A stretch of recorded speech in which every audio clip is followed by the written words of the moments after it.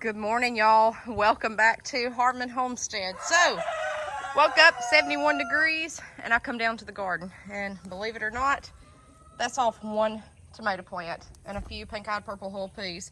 Guys, this is such a jungle. They're eaten up with blight. All the brown you see down there is blight. I have not sprayed these but once with copper. I have not done anything to these. I have not weeded this out. I'm tired of it. I'm pulling them up. I want to start planting another harvest here in this garden, another crop. But I want you to see, with no treatment, I mean, they've done great. Look at this. I mean, it's just everywhere tomatoes. I've got, I mean, so many. We've canned 53 pints. What I'm gonna do, that one's got a bad spot I'm gonna cut off. I'm picking green and red. Some of these I may can for frying sliced green tomatoes. I've done that before. I've got 42 pints of those in the house. I've done that for years. It's a great way to use green tomatoes, but I may do salsa verde. I may do a green salsa and keep canning the red ones for diced tomatoes. But y'all, these plants, this one right here, I'm trying to see the length, if I can pull it on out. Do you see how far that's going? That's, I mean, we're pushing 10 foot. I know the camera's not picking up on it, but I didn't even put a Miracle Grow on these. I intercropped, so I kept the roots cool. You can see a few little lettuce stragglers that went to seed there. There's lettuce, and they've outperformed anything. The only problem is I had such a harvest, stuff was falling off, it was just rotting. I couldn't get in here to pick it. A, we've had events going on. B, I just couldn't with this heat. So if you're vigorous with intercropping, you'll buddy, you'll have a harvest. I mean, this is, look at this. These are all Better Boys. Next year I'm probably going to do just Better Boys. Those were my best tomatoes. Those were perfect. Now I want you to see, because of the heat, and then when we did get flash rain, they're bursting, but that's fine. What you can do is just cut that off with a knife and keep going. So all my tomatoes have split. Usually you'll see this with a lot of rain, but we've had no rain. Or so people say. You'll see it with rain. We've been in a drought here. We're in a severe drought. Now, see that right there? They're rotting before I can get to them. That's blossom end rot. And I did have that this year more than I ever have before. So, but this is the one year I did not put an egg in the hole. So what I'm doing is literally just crawling through it. Look, that was my Savoy cabbage. Guys, I've gotten lazy with this, but there's no point in risking your health if the heat's too bad. There's no point. So you gotta do what's best for yourself and your health always. But I mainly wanted to show you the end result of blight and kind of show you what's going on, and I cannot wait. I want y'all's opinion.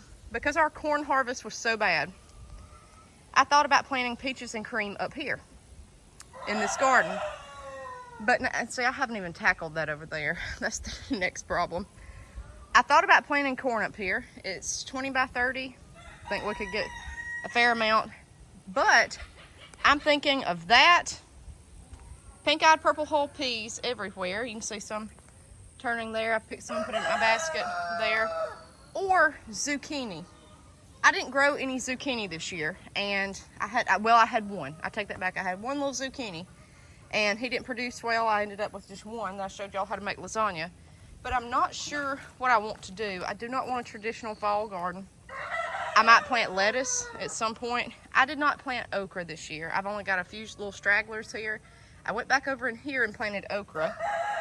You can see it come up. I have got to weed this stuff out. I never did put pest control on this dinosaur kale. And then look over here. Look at this. It's just a zoo.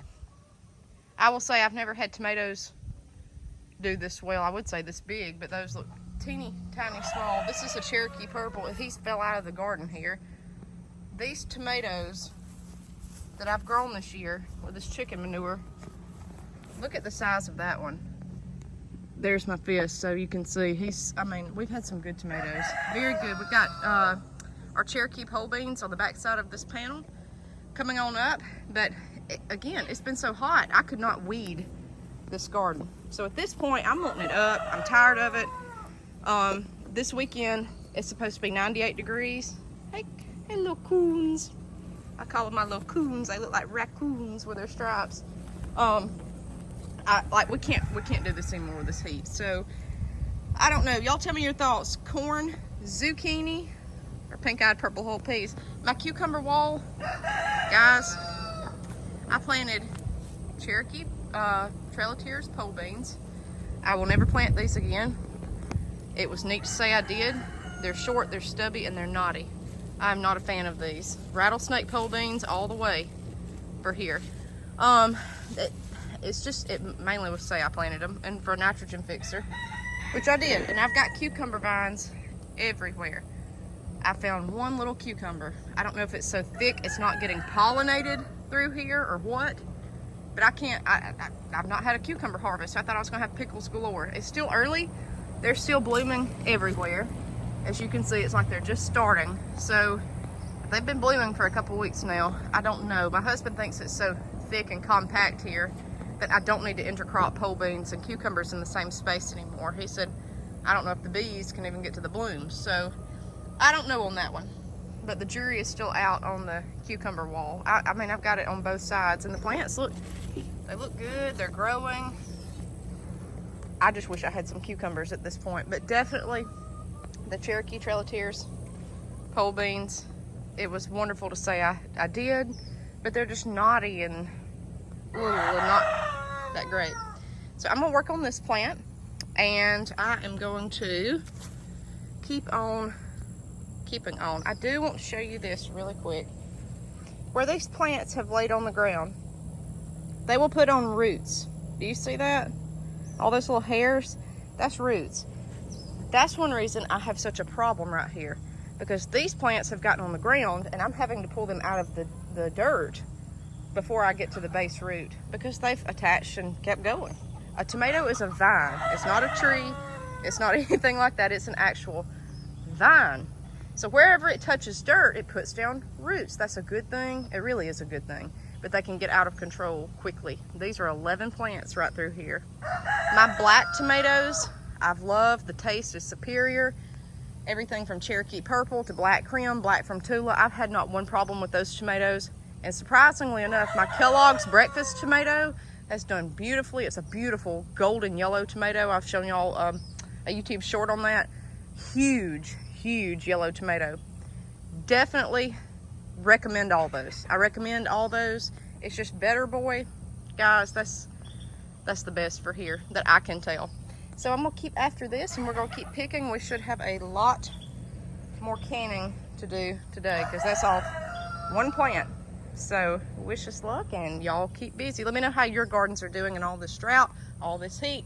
See you guys next time on Harmon Homestead.